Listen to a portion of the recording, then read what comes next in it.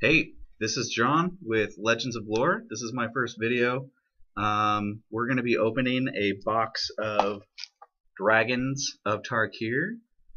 It's a day before the release, and here is our logo for our shop here in Sandy, Oregon. Let's just go ahead and get started. Let's see here. Got some keys. I'm just going to open it with some keys because it's faster than using my hands. This is rad. I love getting a sneak peek at these cards before anyone else. It's so cool. I need to rub it in, but I'm excited. Alright, so, okay. Our first pack. We already have a foil. It's just a foil common, but it's shiny and pretty. You can see what it is right there. And our foil, or excuse me, our rare is Stratus Dancer. And Stratus Dancer is a 2 casting cost flying megamorph. It's a 2/1, and it has, when Stratus Dancer is turned face up, you counter target instant or sorcery spell. There it is again. Right there. Pretty cool card. And nothing else of particular interest. No dragons. And I got a token. Alright, next pack. Right, here we go. Our next pack we have Corpse Wept is our rare. It's an enchantment, and it is a 3 casting cost and has an ability that says pay 2, exile 1 or more creature cards from your graveyard, put an XX black zombie horror creature token onto the battlefield tapped, where X is twice the number of cards exiled this way.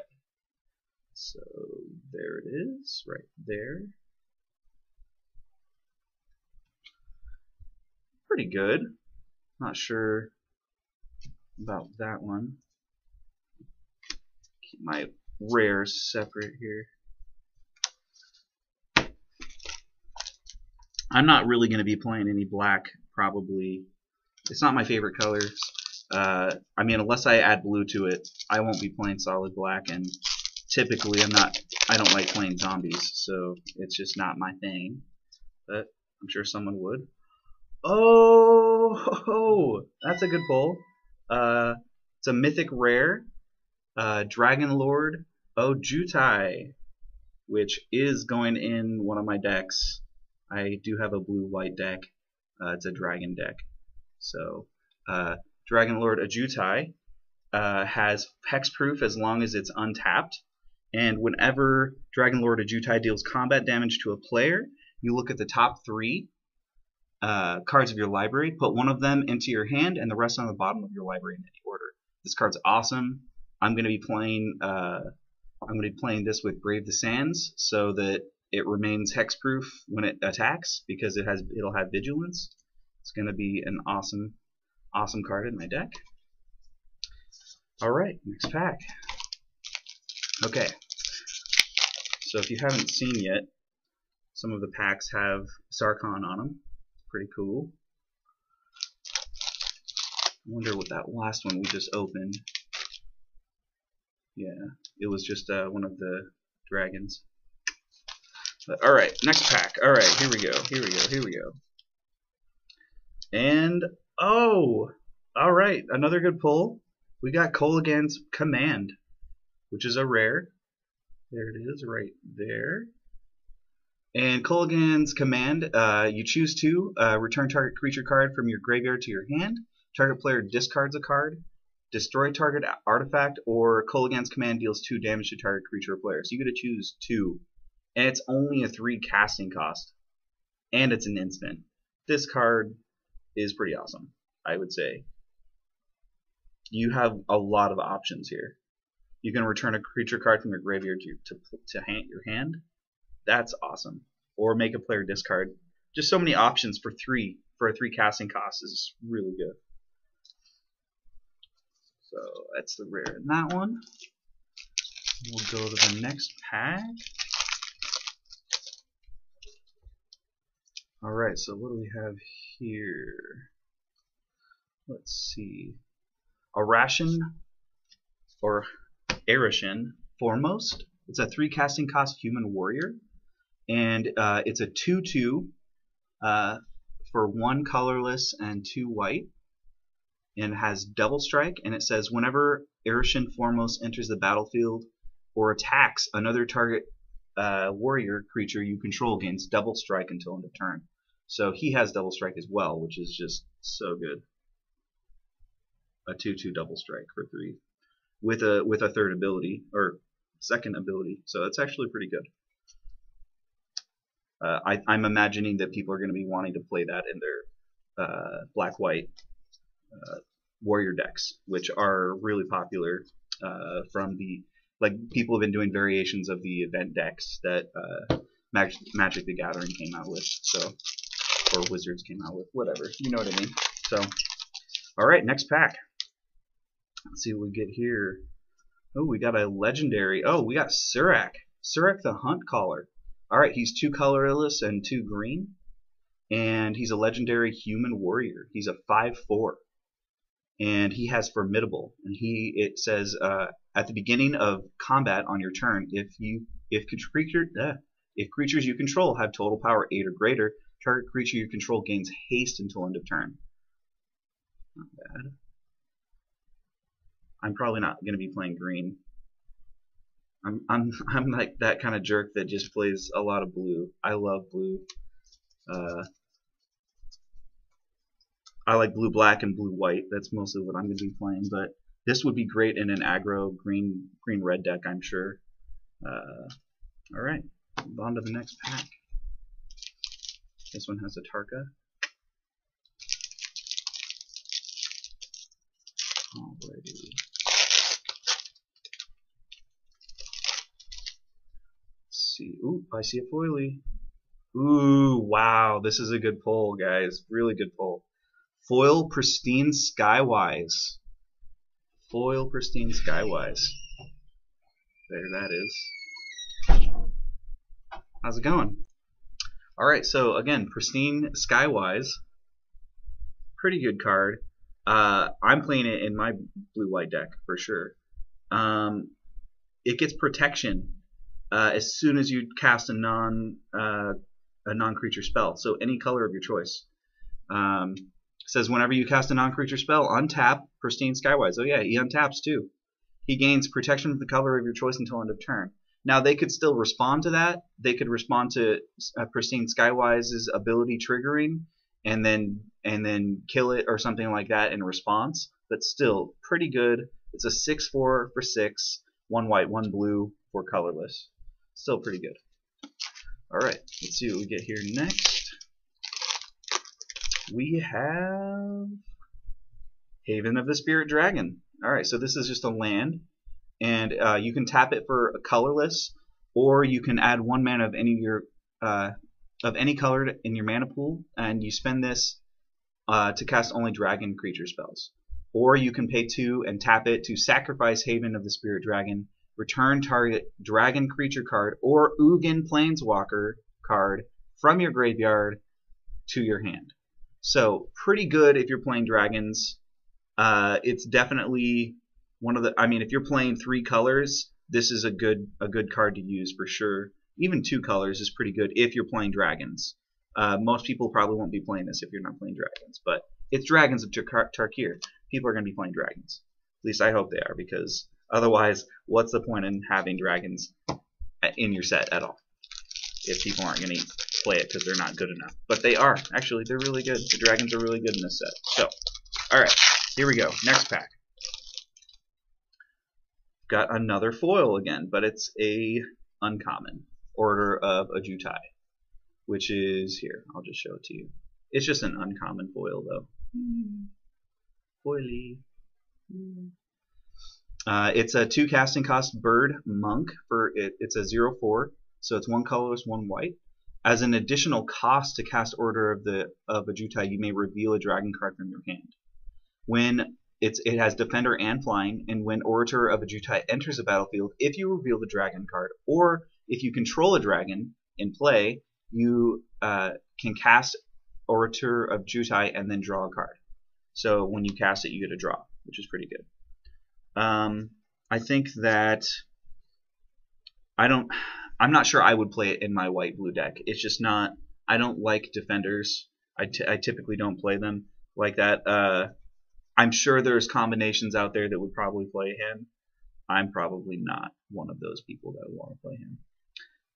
The rare that we got in that is Obscuring Aether, and it's a 1 casting cost enchantment. And it's I don't think I like this card. I don't like the face down stuff or morph stuff very much. So I'm not. I guess I'm old school, or maybe I'm not. I don't know. I just don't like the morph stuff. Megamorph just wasn't that great, and this is not great to me. But what it is face down creature spells you cast cost 1 less to cast, which can be good if you're playing face down creatures a lot. And it has a second ability, pay 1 colorless and 1 green, turn Obscuring Aether face down. It becomes a 2/2 creature. So that can be pretty good. If you're playing lots of morph, I could definitely see this card being played. All right. Next card. Next pack. It's a beautiful day today. Sun's shining. Opening Dragon's Tarkir. Oh no, I didn't. Oh no, I just didn't. Sarkhan, Unbroken. Mythic. Oh yeah, I think he's like a $25 card or something like that already. His first ability is ridiculous. +1, and you draw a card and then add a mana of any color to your mana pool. Yeah, that's really good. Just this first ability is worth this card. Yes, it's a 5 casting cost. 2 colorless, 1 green, 1 blue, 1 red. Tamir people, you're gonna love this card. If you're already playing Tamir, you're probably going to put this in your deck. The -2 ability, put a 4/4 red dragon creature token with flying onto the battlefield. This is great because you can put the 4/4 in to protect Sarkhan, so he can stay in longer, so you can draw more cards every turn. So right off the bat, you get a 4/4 dragon if you want to. You -2 him, he has a loyalty beginning at 4, so that's still really good. His -8 ability is search your library for any number of dragon creature cards and then put them onto the battlefield, then shuffle your library. So again, here's Sarkhan, Unbroken. He's not a foil, still pretty good card. I'm pretty happy with that. So we'll probably put that on sale tonight at midnight if people want it, and I'm sure there'll be somebody. All right, next pack. I should just stop right there. All right, the next rare is Berserker's Onslaught. It's a 5 casting cost enchantment that gives all of your creatures double strike. That's pretty simple. It's 3 colorless, 2 red. So there's that.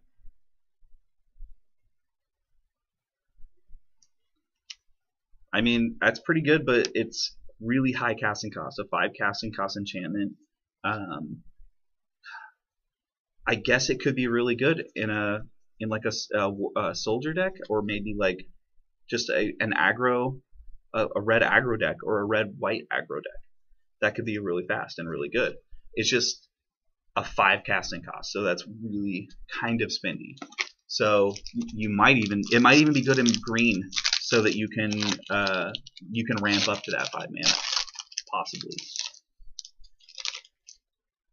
All right. And we pulled a Sidisi, Undead Vizier. He's 3 colorless, 2 black to cast. He's a legendary zombie Naga, and he has Death Touch and Exploit and a 3rd ability. So I'm just going to show them to you, and then I'm going to read that other ability. Boom. All right. When Sidisi Undead Vizier exploits a creature, you may search your library for a card and put it into your hand, then shuffle your library. This is awesome. This is a tutor. I mean, he's a 5 casting cost tutor, and he's a 4/6 creature, but you can search your library for a card and put it in your hand. That's pretty good just by sacrificing one creature when he comes in. So that's a pretty good card for black. I mean, that's, I would say, I mean, if I was playing black, I would probably play Sidisi. Search your library for any card? Yeah, okay. I'll do that. Alright. Next. Let's see what we get. Alright. We got a dragon. It's a green dragon. Faux Razor Regent.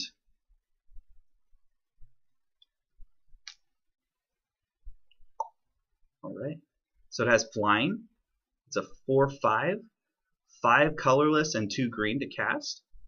It has, when Faux Razor Regent enters the battlefield, you may have it fight target creature you don't control.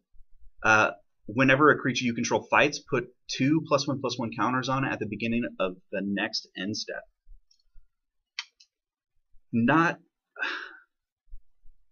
This is a really high casting cost. I'm not really sure I would play this. If you're playing lots of fight, I think that would be really great. I mean, if you're playing black-green or green-red, this could be good if you're playing the fight cards, but really there's only I think there's 3 or 4 fight cards that are in right now.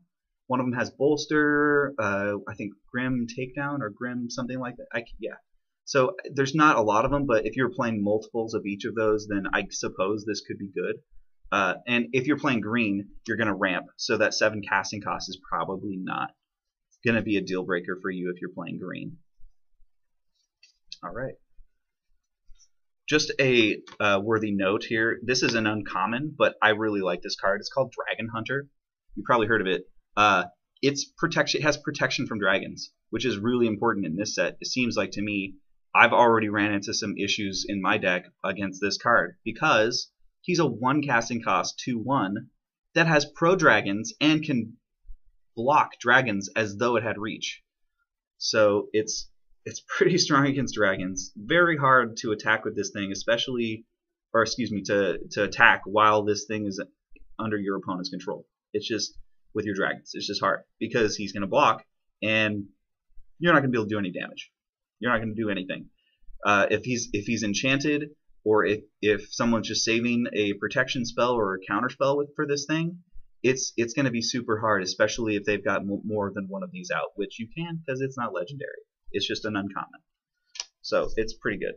I'm going to set that one aside because I like it.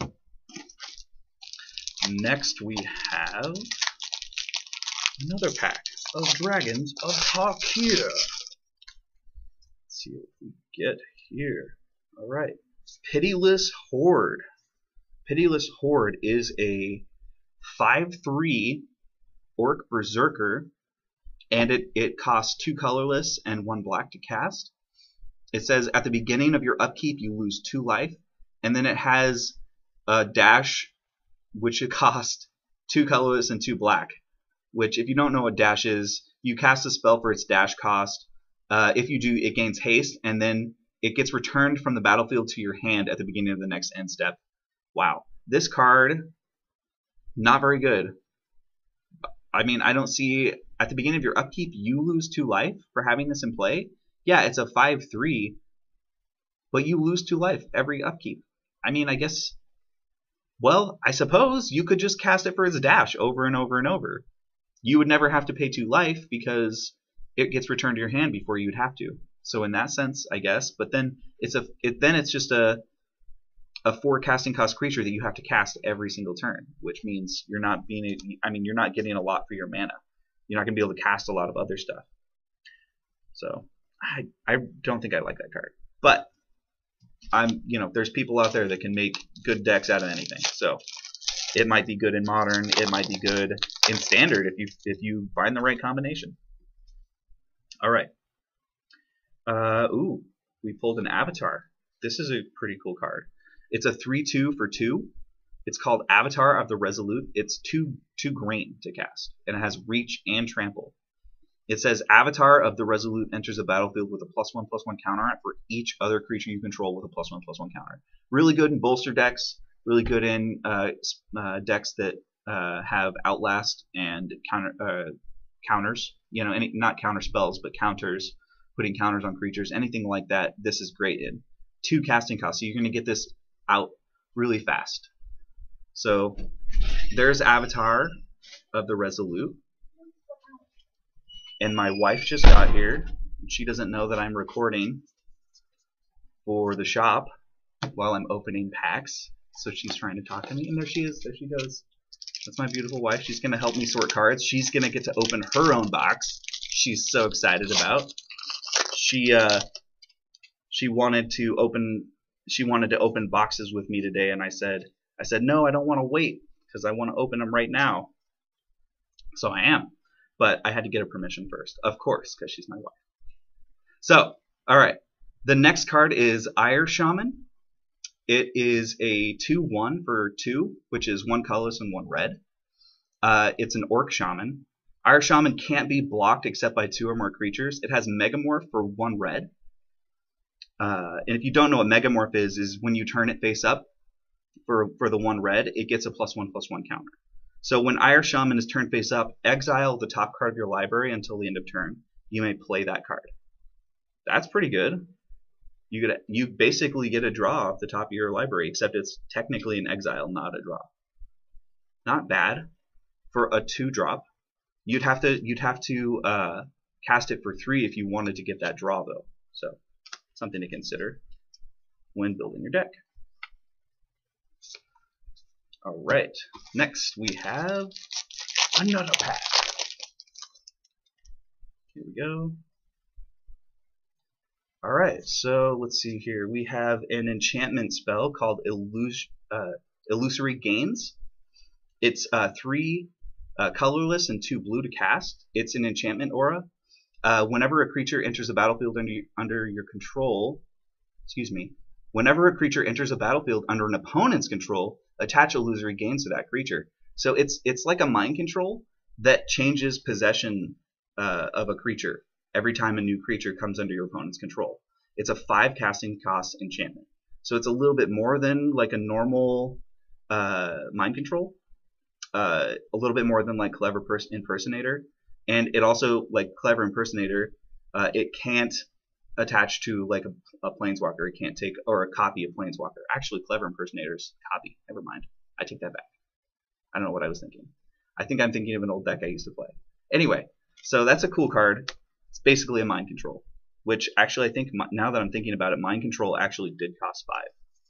So it's a pretty much a mind control that changes the creature of which it has control of. All right. Next pack is a white dragon. Cool. It's a 5 casting cost dragon, 3 colorless and 2 white. It has flying, obviously. It's a dragon. It's a 4/3, and it says whenever an opponent casts a spell, put a +1/+1 counter on Sunscorched Region. You gain 1 life. Pretty cool looking card, actually. I like that sunbeam coming out of the dragon's mouth and hitting those people. That's pretty rad. I like that. It is, I would say it's pretty good. Whenever an opponent casts a spell, put a +1/+1 counter on Sunscorched Region. But your opponents are going to be casting spells all the time, so you're going to be gaining life and putting counters on this creature every time they cast a spell. So, I mean, as long as you can protect it in some way, I mean, that's going to be really rude. Really rude. I could definitely see playing that card in my white-blue deck. Definitely consider that. I didn't even realize that that would be a consideration, but like now that I'm looking at that, that looks pretty good. Alright, let's see what we have next. Ooh, alright, yeah, I like this card. It's Anafenza Kentry Spirit. She's a legendary spirit soldier. She's a 2/2 for 2 white. And whenever a creature, a non-token creature, comes into play, you get to bolster 1. Pretty good.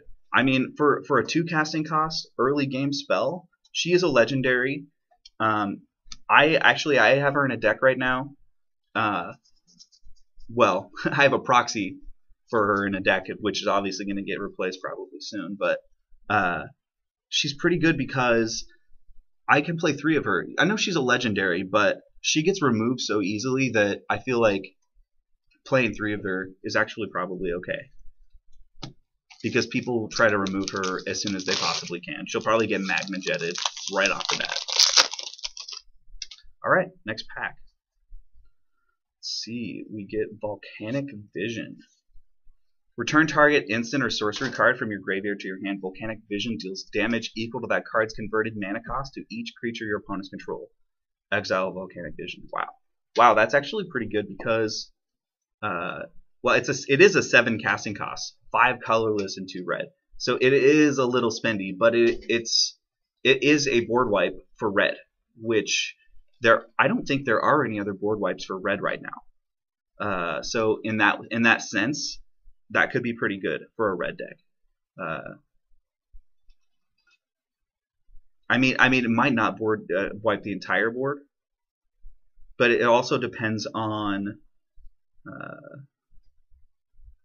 the converted mana cost. So let's say, I guess you can't technically Volcanic Vision a Volcanic Vision because you're exiling Volcanic Vision at the end. When the spell resolves, so you'll have to you'll want something high casting cost, obviously, but dragons would work. No, they wouldn't because they're not instant or sorceries. I don't know. Now I'm thinking about it. I'm not liking this card too much. I'm trying to think of a high casting cost spell that you'd want to use to do that, but it's so late game that it almost feels like it's not worth it. A 7 casting cost. Let's see. I'm trying to think. I suppose Dig Through Time. But if you're playing red blue, who's playing red blue right now? I mean, there's some people out there doing that, but I guess that would be a pretty good one. All right, next pack. Oh, nice. Okay, this is a good card. I like this card. Dromoka's Command. It's an instant. It's green and white, my wife's favorite colors. And let's see. You choose 2. It's an instant spell. You choose 2. Prevent all damage target instant or sorcery spell would deal this turn. And or target player sacrifices an enchantment and or put a +1/+1 counter on target creature and or target creature you control fights target creature you don't control. Oh, well, here's another fight creature. This is another spell. Another fight spell that you could cast, and that dragon that we were talking about earlier totally worked for that. So you could get counters by using this. You could put 2 counters because that's the second ability. You get to choose 2. This is a good card. For 2 casting costs, you get to do 2 things. I think that's pretty good. If you're playing white-green, which I think there are some people playing white-green, Dromoka is a popular color. Colors. Clan. It's a popular clan. Alright. Oh, yes. Okay. We just pulled a mythic rare. Dragon Lord Salimgar. Awesome. Okay. Personally, I loved this card. I have a hexproof deck based around the original Salimgar. This card is pretty good. He is a 6 casting cost, so 4 colorless, 1 blue, 1 black. Legendary Elder Dragon. He has flying and death touch. And when he comes into the battlefield, you gain control of target creature or planeswalker for as long as you control Dragon Lord Salimgar. If you can protect this guy, you could take over an Ugin. Oh, let's say Ugin comes into play. You're like, oh yeah, I'm gonna go ahead and just take your Ugin.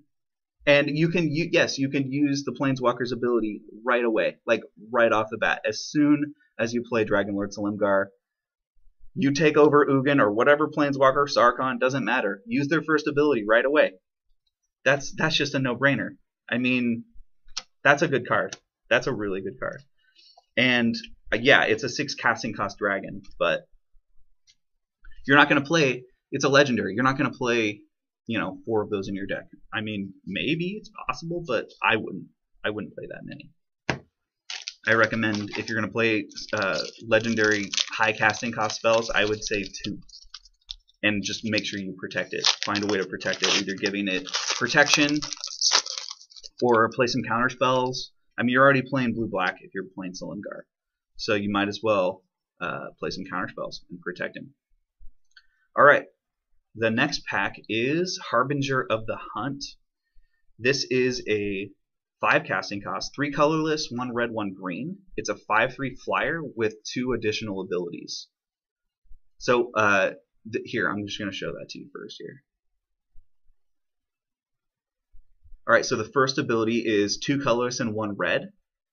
And Harbinger of the Hunt deals 1 damage to each creature without flying. Or the second ability is 2 colorless, 1 green. Harbinger of the Hunt deals 1 damage to each other creature with flying. So you're either dealing 1 damage to creatures without flying, or you're dealing 1 damage to creatures with flying for 3. And you can activate that as many times as you want because you don't have to tap to do it. So as long as you have the mana, end game, this card could do a lot of damage, potentially. So, and that's direct damage, not combat damage or anything like that. So that's a pretty good card. I think the fact that it's a 3 toughness is going to probably get it killed pretty quick. So if you're going to be playing green, I think there are some ways of protecting it a little bit in green. Oh, nice. Okay, our next pack, we pulled a Salimgar's Command. This is one of those instant spells where you get to choose 2. So Salimgar's Command is one of the more expensive of those types of spells. It's 3 colorless, 1 blue, 1 black. It's an instant. You choose 2. Counter target non-creature spell, return target permanent to its owner's hand, target creature gets -3/-3 until end of turn, or destroy target planeswalker. Destroy target planeswalker. It is a 5 casting cost, but you get to choose 2. So not only do you get to destroy a planeswalker, but you could choose one of the others. I mean, this is just a good spell, I think. You still get 2. You get to choose 2. That's I just love that mechanic. I love that they did that. Wizards was really smart in allowing us. I mean, yeah, it's a little bit more expensive to cast, but end game, that could be pretty good, especially if they play Ugin or something really good like that. All right, next card. We have a white sorcery. It's called Profound Journey. It's 5 colorless and 2 white to cast. I'll just show that to you there. Okay, it says return target permanent card from your graveyard to the battlefield. Wow. Return target permanent card. So you could return a planeswalker. And it has rebound, so you could do it twice. So rebound, I don't know if you're familiar, it's a mechanic they've brought back. And what it is if you cast the spell from your hand, you exile it as it resolves. At the beginning, so you get it resolves the first time. Okay. At the beginning of your next upkeep, you may cast this card from exile without paying its mana cost. So the second time, you don't even have to pay the 7 again. You just get it at the beginning of your upkeep. Return target permanent. So as long as you have a permanent in your graveyard, you can return it. It's a little spendy. It's a 7 casting cost. If you're going to play this card, I'd recommend playing 1 or 2, not many more, because it's really high casting cost. All right, let's see what we have next. We are getting closer to the bottom, and we already did pull a Sarkhan, so we're doing pretty good so far. All right, here's another good one. It's just like the Salimgar's Command, only this one is a Jutai. A Jutai's command is 2 colorless, 1 white, and 1 blue. You choose 2. Return target creature card with converted mana cost 2 or less from your graveyard to the battlefield, which I find, if you're playing a lot of dragons, you might not have a lot of creatures that are power 2 or less. Or excuse me, converted mana cost 2 or less in the graveyard. But when I've played this card so far, I have not used that ability. I've used you gain 4 life, or you draw a card, or you counter target creature spell. Those 3 are way better than that first ability, in my opinion. So this is an instant spell again. It does cost 4, but again, you get to choose 2 of those 4 abilities that are on the card. So again, it's a pretty good card. I probably said that a lot about a lot of these rares, but some of these are not as good as others, for sure. All right, next pack. Let's see, how many do we have left anyway? We have 9 left after this pack. So we're almost done. Alright, let's see what we get here. Oh, we got a foily common. So I'm not going to show you that one, but because it's common. We did get a Dragon Lord's Prerogative. So Dragon Lord's Prerogative is a 6 casting cost. That's 4 colorless and 2 blue. It's an instant spell. As an additional cost to cast Dragon Lord's Prerogative, you may reveal a dragon card from your hand. If you reveal the dragon card or control the dragon as you cast Dragon Lord's Prerogative can't be countered. Wow. Okay, so if you reveal a dragon, you're drawing 4 cards. It can't be countered. It's a 6 casting cost, but you also get 4 cards. End game, this could be really strong. Like if you save this card and you're waiting with a dragon in play or in your hand, and you cast this, that could be the game, because 4 cards, additional cards in your hand that your opponents don't have. They have maybe only 1 left. They're top drawing. That could be the game winner right there. And it can't be countered. So if they're saving a counter in their hand, worthless. Worthless, because it can't be countered because you revealed a dragon. Alright, got another foily common, and then we pulled another black-blue dragon. We got Necromaster Dragon, which sounds a lot like Necromancer, but it's actually Necromaster Dragon. Alright, so this is a 4/4 for 5. It's 3 colorless, 1 blue, 1 black. It has flying, and whenever Necromancer Dragon deals combat damage to a player, you may pay 2 colorless. If you do, put a 2/2 black zombie creature token onto the battlefield, and each opponent puts the top 2 cards of his or her library into his or her graveyard. That's pretty good. I mean, you're getting a free zombie. Well, practically, it's not coming out of your hand. It's a 2/2 zombie for 2, but you have to be able to deal damage. I mean, it's a 5 casting cost 4/4. I don't know how I feel about this one. I mean, it's just okay. It's not the greatest, but not terrible. If you're playing blue-black, you might consider playing this card, maybe.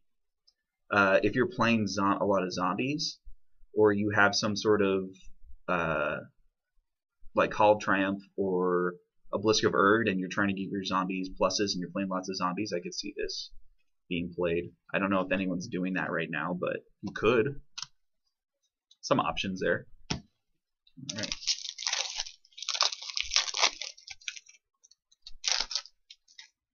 See what we have next. Alright, we have Icefall Regent. So Icefall Regent is a 5 casting cost dragon.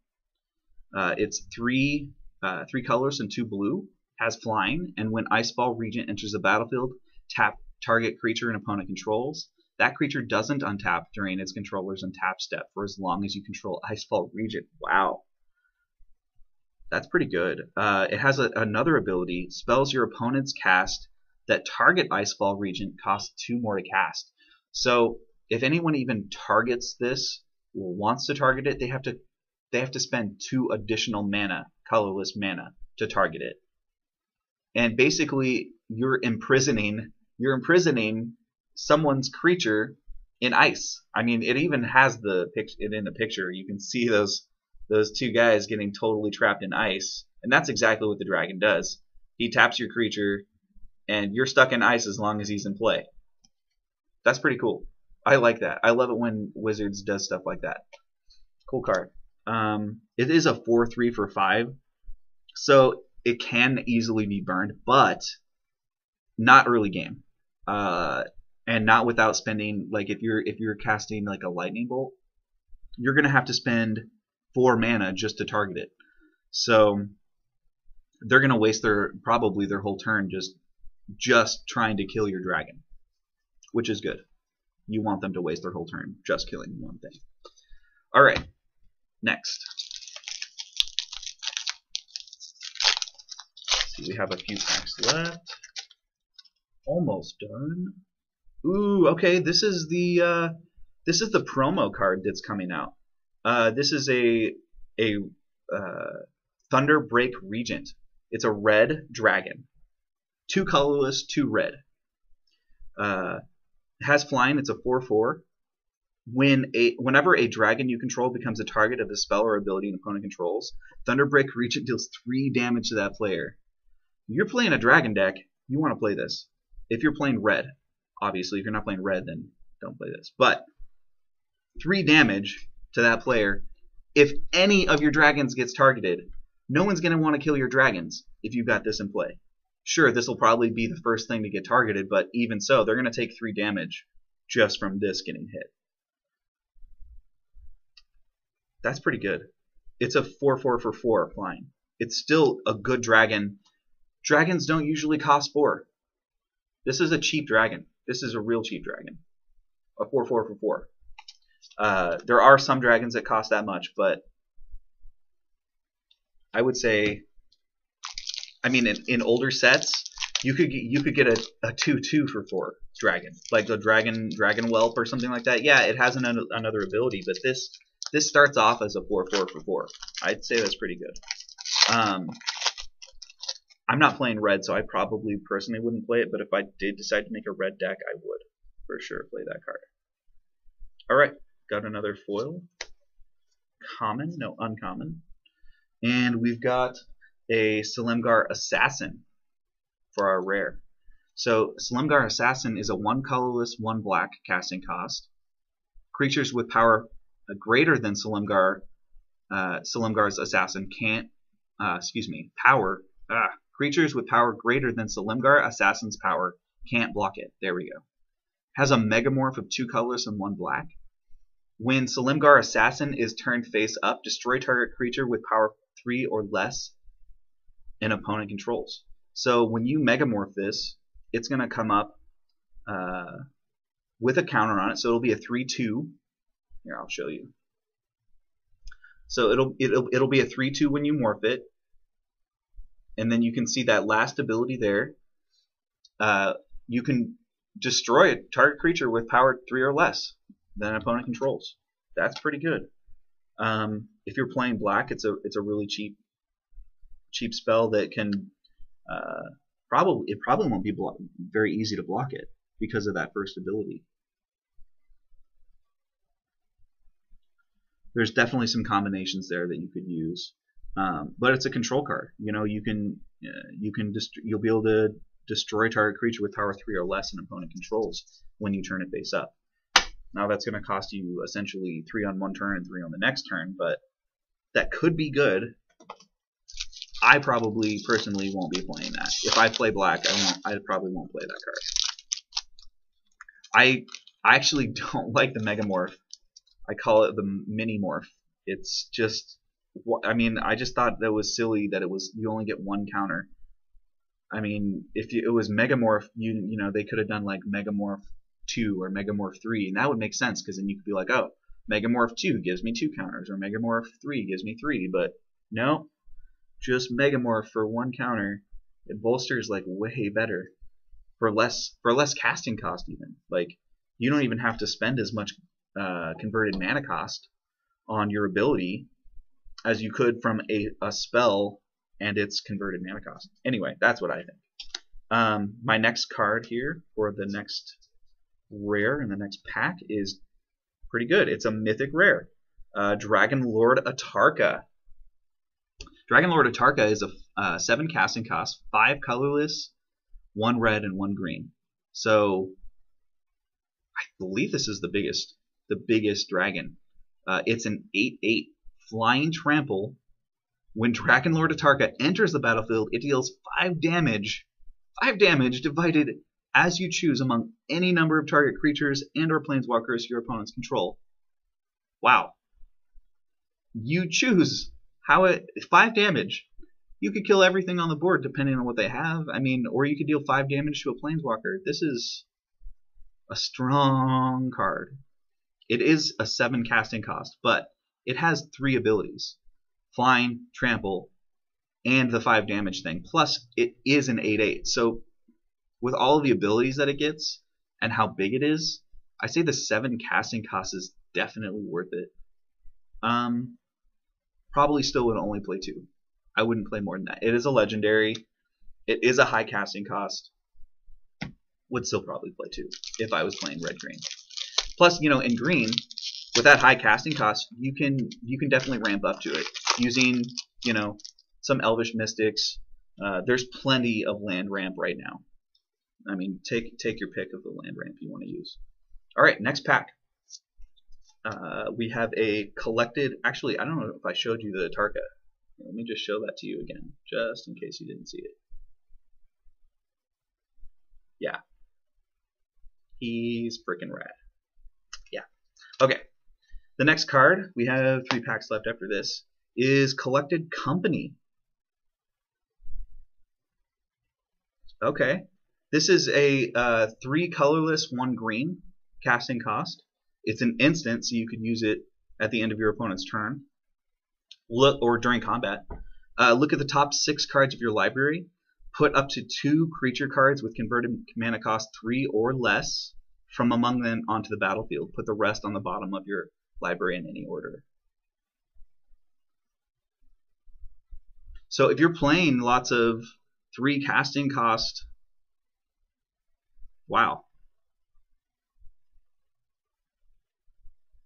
You gotta look at the top 6 cards. If you're playing lots of creatures, this could be really good. Or white green.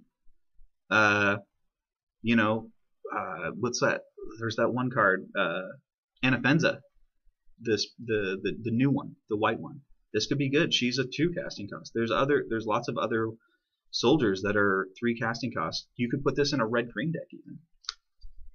It's only a 4 casting cost, and you could potentially put 2 creatures in play. That's pretty good, especially if you don't have any creatures in your hand, and you're like, wow, I have so many creatures in my deck. What am I gonna do? Collected Company. That could work. All right. Next we have Sunbringer's Touch. Sunbringer's Touch is a sorcery. It's a bolster spell. 2 colorless and 2 green. Bolster X, where X is the number of cards in your hand. Each creature you control with a +1/+1 counter against trample until end of turn. Wow. I mean, that's awesome. Yeah, I mean, you could bolster 7 if you got 7 cards in your hand. You could even, I'm thinking about it. Technically you could bolster 8 or 9, or depends on how many cards you have in your hand. I mean, if you just cast a draw spell at the end of your opponent's turn, you could bolster for a lot and then attack right away with trample for 4. Not bad. It is a 4 casting cost, but the amount of cards you have in your hand, chances are you're not going to have that many in your hand unless you've got some defenders are out or your opponent's going really slow. I mean, it's a 4 casting cost. So, I mean, realistically, you're probably going to be bolstering for 3, 4, maybe more, depending on how much draw you've had and how lucky you've gotten with the cards you draw. I mean, if you just haven't been able to play any creatures the whole game, or you only have 1 creature in play, yeah, you're gonna have more cards in your hand. But I might consider playing that card if I was playing green. Maybe. Next.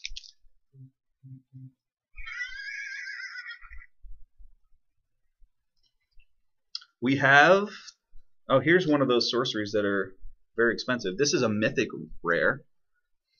It's called Clone Legion. 7 casting, it's 9 casting costs, 7 colorless and 2 blue. For each creature target player controls, put a token on the battlefield that's a copy of that creature. This is pretty self-explanatory. You're putting lots of copies of your creatures into play. But here's the thing, is it's a 9 casting cost, and what if they only have 3? I mean, I guess it's okay. If they have lots of big dragons out, even so, I mean, it's a sorcery, so you can't use it during combat. Yeah, I don't think I'd be playing this card. I mean, sure, it's a mythic rare, probably because it's so powerful. And end game, this could be really good, but Hopefully you're killing your opponent before you need this. That's what I would say. Alright, last pack. Here we go. Here we go. And alright. Bloodchin Fanatic. Bloodchin Fanatic. Alright, Bloodchin Fanatic is 1 colorless and 2 black to cast. It's an Orc Warrior. It's a 3/3. It has an ability that says, I think actually this might be a card we started with. Let me check. We might already have done this one. No, actually no, we haven't. Haven't done this one. Okay. Has an ability, 1 colorless and 1 black. Sacrifice another warrior creature. Target player loses X life and you gain X life, where X is the sacrificed creature's power. Wow. In a warrior deck, this is really good. And here's why. Because of all the warrior's abilities that I've seen from Fate Reforged, I mean, chances are your creatures, what is it? Yeah, power. Your sacrifice creature's power. There's all these bonuses in warrior decks to your creature's power and toughness, so your creature is probably going to be a 4/5 or something like that before you sacrifice this. And it says sacrifice another warrior, so you don't have to sacrifice him. You could use the ability over and over and over. So that's why this is good. You don't have to tap him even. You could just use it. So end game, if this is in play and you've got 4 or 5 warriors, that's game. Especially if those creatures are 4 or 5 power. You're going to use this ability 4 times, sacrifice all your creatures, gain all that life. It's not damage, so the damage can't be negated, and it's an ability. So there's no way to counterspell it. There's nothing you can do when this is in play. You can burn it. That's about all you could do in response to the abilities triggering, but it would still happen. It would still go off. Yeah. And it only costs 3. This is a pretty good black card. If I was playing black, I'd definitely play this card. A 3/3 for 3 too. Yeah, wow, that's good. Okay, well, that is our very first video for Legends of Lore, and we're located here in Sandy, Oregon, on Proctor, in the same parking lot as Ace, right in the same building as the gun shop, Rapid Fire. So come check us out. We'll have Friday Night Magic tomorrow. We will be doing Dragons of Tarkir. Let's see, anything else? I think that's it. Thank you guys for watching, and come see us anytime. Peace out.